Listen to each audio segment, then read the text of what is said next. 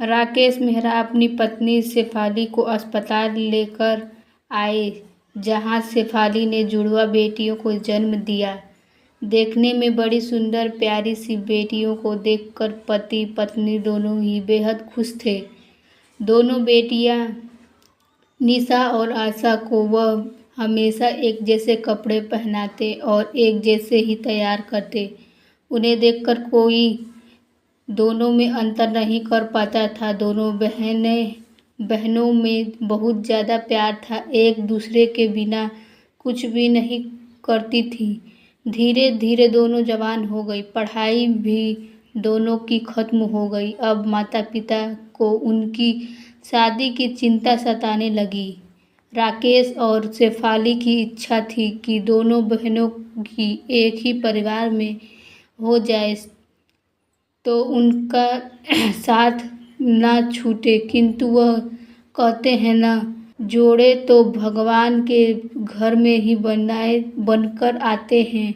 निशा की शादी एक बहुत ही धनवान लड़के के साथ हो गई।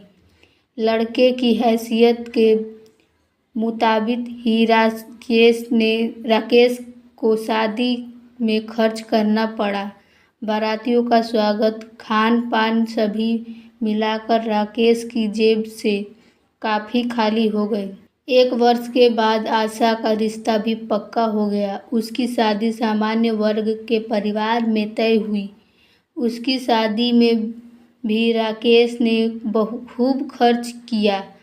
अपने बुढ़ापे का ख्याल न रखते हुए राकेश ने सारी दौलत बेटियों की पढ़ाई व शादी में लगा दी। दोनों बहनें अपने अपने परिवार में खुश थी। आशा का पति चरण स्वभाव से बहुत ही सरल था व शांत था, जबकि निशा का पति सिद्धार्थ व उसका पूरा परिवार अपनी ही दुनिया में मस्त रहने वाला और पैसा कमाने के पीछे पागल थे।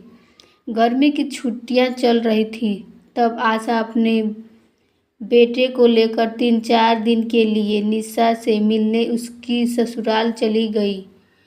एक दिन दोनों बहनें बैठी थी, तभी उनके पिता राकेश का फोन आया निशा के पास। निशा बेटा, तुम्हारी माँ की तबीयत बहुत खराब है, इलाज काफ़ी महंगा है, कुछ पैसे की ज़रूरत पड़ेगी। सकपकाई और पूछी, क्या हुआ पापा माँ को? बेटा, तुम्हारी माँ की किडनी खराब हो गई है, तुम पैसे भेज सकती हो क्या? पापा, मैं अभी सिद्धार्थ से बात करती हूँ। ठीक है बेटा, पर जल्दी बताना।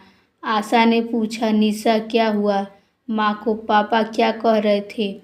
आशा, माँ की किडनी खराब हो गई है और पापा के पास अब इतने पैसे नहीं हैं कि वह माँ का इलाज करवा सके। उन्हें पैसों की ज़रूरत है तो मांग रहे थे। मैं सिद्धार्थ से बात करती हूँ।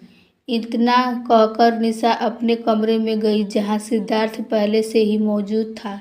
सिद्धार्थ, पापा का फ़ोन आया था, माँ की तबीयत बहुत ख़राब है, इलाज के लिए पैसे कम हो रहे हैं। बीच में ही सिद्धार्थ ने बात काटी। हाँ, तो पैसे कम हो रहे हैं तो हम क्या करें? किडनी के इलाज में बहुत पैसा लगता है, मुझसे इसकी उम्मीद मत रखना। सिद्धार्थ की बात सुनकर निशा निराश हो गई। वह जानती थी इन लोगों के लिए पैसे ही सब कुछ है, किंतु ऐसा व्यवहार एकदम से ना कह देना। निशा का मन बैठ गया। उसे समझ नहीं आ रहा था कि वह पापा से क्या कहे। आशा को किसी तरह से बताया। आशा बेचैनी में निशा के कमरे के बाहर आकर खड़ी हो गई थी। उसने सब सुन लिया था। उसे समझ नहीं आ रहा था कि अपने पति चरण से किस तरह से बात करे, क्योंकि उसकी आर्थिक स्थिति इतनी अच्छी नहीं थी। किसी तरह से हिम्मत जुटाकर उसने दूसरे कमरे में जाकर चरण को फ़ोन किया, लगाकर सारी बात बताई। चरण, माँ को बचा लो प्लीज़, हमें पापा की मदद करनी होगी। अरे निशा, तुम चिंता न करो, अपने बैंक अकाउंट में कुछ पैसे हैं और यदि कम पड़े तो मैं लोन ले लूँगा। तुम जल्दी से वापस आ जाओ, फिर हम तुम्हारे घर चलेंगे कि माँ की तबीयत भी देख लेंगे और पैसे भी दे देंगे। अपनी पति की यह शब्द सुनकर आशा को बहुत ही आनंद की अनुभूति हुई। जब वह निशा के घर आई थी तब उसकी शान और शौकत देखकर उसे लगा था कितने अमीर हैं यह लोग। निशा कितनी खुशकिस्मत है, हम दोनों एक साथ ही एक ही वक्त पैदा हुए, पर दोनों का भाग्य इतना अलग अलग क्यों। लेकिन आज उसे समझ आ गया था कि भाग्य तो भगवान ने दोनों का एक ही साथ लिखा, दोनों को ही भरपूर दिया था। एक को दौलत से भरपूर परिवार और एक को प्यार और संस्कार वाला परिवार। आज उसे निशा पर तरस आ रहा था कि इतनी अमीर होते हुए भी वह कितनी गरीब है।